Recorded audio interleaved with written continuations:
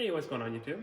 Welcome back to another episode of Chad Williams Fixes All. In this episode, we're going to be replacing the air filter on this Ford F-150. Let's get to it.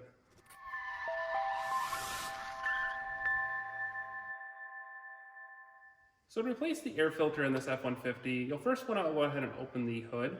The hood release is located within the footwell of the driver's side of the vehicle. Once you have that released, open the hood. You're going to be seeing the air filter over here on the right side or on the driver's side. This is a very easy job to do. Anybody can do it. You're pretty much just going to take your hands. You have two clips right here. Just pull the clips down. You can hear them then release. And you're going to lift up the top of the air filter box and then pull towards the front of the vehicle. That's going to release it. Once it's released, you can lift it up and pull the air filter out. Keep in mind that there might be stuff in or around the air filter, so try to make sure it doesn't get into the air filter housing. Once you have the air filter in your hands, you can go ahead and take a look. A nice visual inspection would be handy in this case to see what is being trapped and if you're having underlying issues. But this air filter is looking really good. We did recently replace it within the last year or so. Replace it with a Fram air filter, as you can see.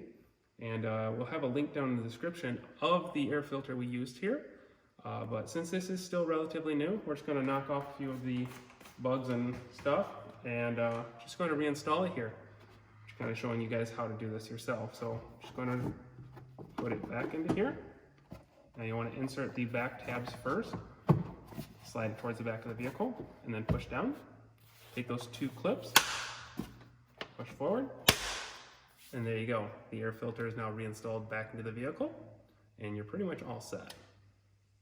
So that's going to conclude this video. If this video helped you, make sure to click the like button, subscribe to my channel, and also check out my other videos out there. I got a whole bunch out there that you might like. Otherwise than that, I'll catch you next time. Thanks for watching.